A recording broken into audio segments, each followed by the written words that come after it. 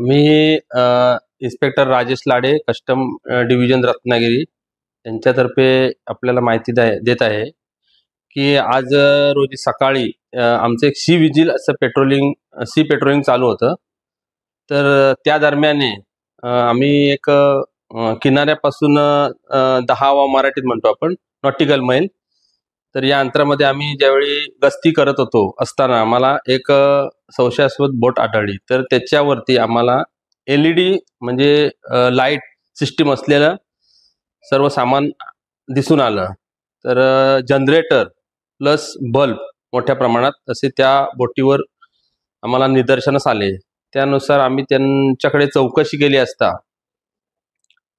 ते काही मच्छीमारी करत नव्हते, परंतु त्यांच्याकडून असं आम्हाला निदर्शनास आलं की ते आम्ही मच्छीमारी लोकांना आम्ही लाईट व्यवस्था पुरवतो. तर या गोष्टीकडे शासनाने या गोष्टी म्हणजे मेरीटाईम बोर्ड आणि फिशरीजवाल्यांनी त्याच्यावर बंदी घातलेली आहे.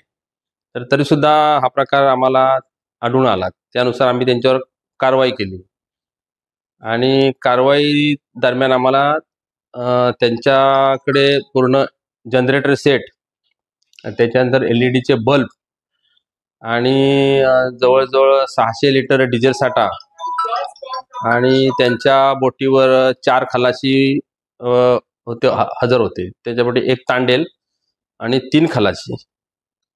तर त्या लोकांची नाव वगैरे आम्ही नमूद केली, त्यांचे मोबाईल नंबर घेतले, त्यांच्याकडे चौकशी केली. त्यानुसार त्यांनी असं सांगितलं की आम्ही 2 महिन्यापासून आम्ही हे काम करत आहोत. तर जे कोणी मच्छीमार आम्हाला कॉन्टॅक्ट करतात त्यांना आम्ही ते लाईट पुरवतो. मग ते आम्हाला त्यानुसार आम्हाला पैसे देतात.